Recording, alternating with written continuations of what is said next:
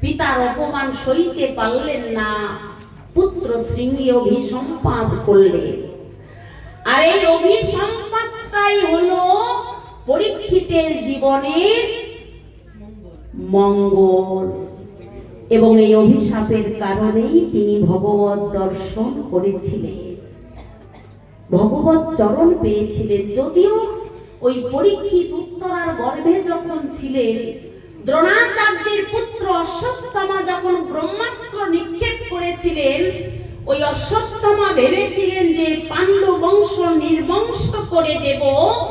তখন উত্তরা মা কি করেছিল, ভাগবতে এই জায়গায়ও মাতৃ জাতিকে শিক্ষা দিলেন যে মাতৃগর্ভে পুত্র সন্তান থাকাকালীন মায়ের কি করণীয়। সেই উত্তরা তখন কি করেছিল, যখন দেখলেন জ্বলন্ত অগ্নিপিণ্ড ব্রহ্মাস্ত্র তার দিকে ধেয়ে আসে, উত্তরা তখন দুটি বাহু তুলে ভগবান অনাদিরাদি গোবিন্দকে স্মরণ করে বলেছিল, হে অনাদিরাদি গোবিন্দ, তুমি তো অগতির গতি। দেখুন মায়ের কি আরতি, মায়ের কি নিবেদন।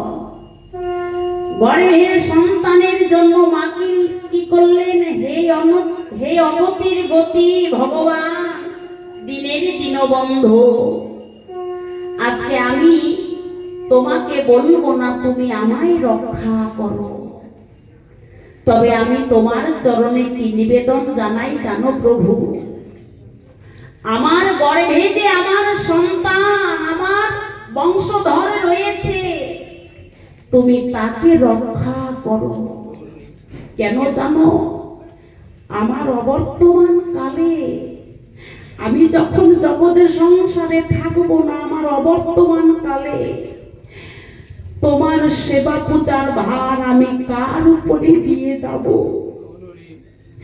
মায়ের কি বাসনা, আমার অবর্তমান কালে তোমার সেবা পূজা কে করবে হে ভগবান, তাই আমায় তুমি রক্ষা করো। একবারও বলবো না, তোমার সেবা পূজার জন্য আমার গর্ভের যে সন্তান তাকে তুমি রক্ষা করো প্রভু।